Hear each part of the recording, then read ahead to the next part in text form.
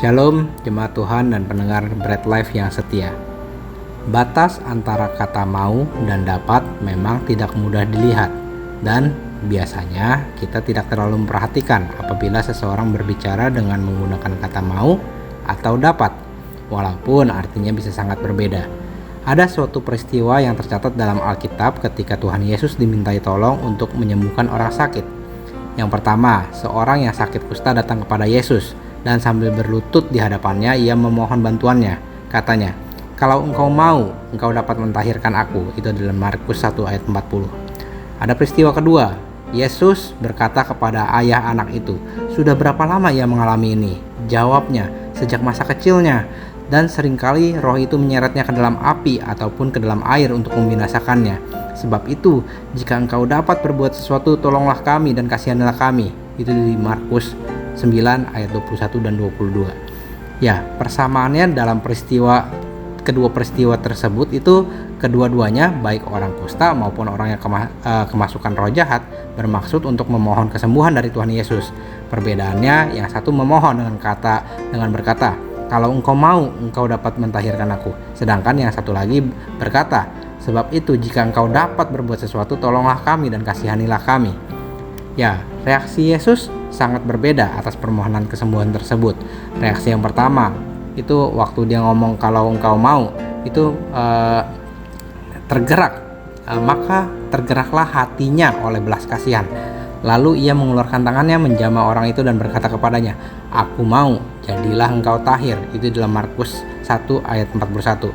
Tetapi yang di peristiwa kedua, reaksi Yesus, jawab Yesus, "Katamu, jika engkau dapat, tidak ada yang mustahil bagi orang yang percaya." Itu dalam Markus 9 ayat 23. Sesungguhnya ada perbedaan yang tajam antara kata mau dan dapat. Kata mau menunjukkan bahwa iman yang sungguh percaya akan kuasa dan kesanggupan Tuhan melakukan segala perkara, termasuk menyembuhkan. Kata mau itu menunjukkan sifat merendahkan diri dan berserah kepada kehendak dan kedaulatan Tuhan. Apapun yang terjadi, Tuhan tahu yang terbaik untuk setiap umatnya.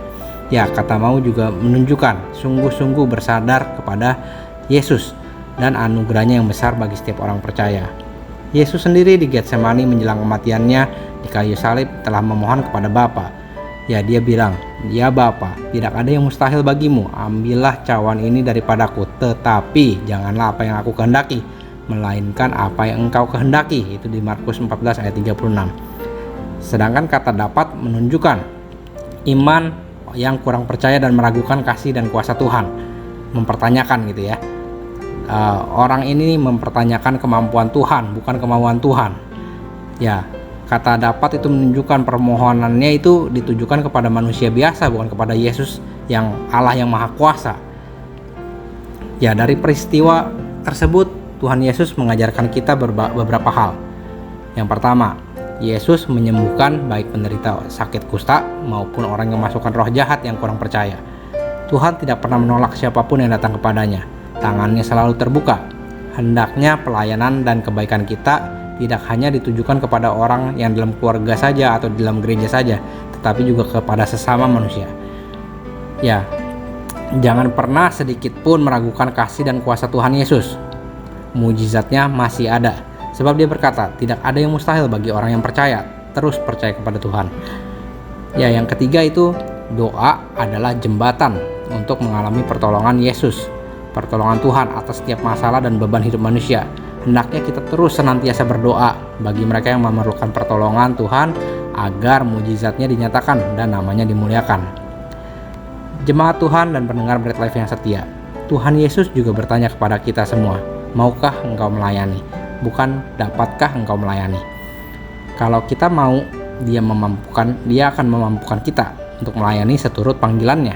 Dan jikalau kita menunggu sampai kita dapat atau mampu melayani, maka kita nggak akan pernah mulai untuk melayani. Selamat melayani dengan karunia yang telah Tuhan berikan kepada setiap kita orang-orang umat percaya. Salam sehat rohani, sehat jasmani, Tuhan Yesus memberkati.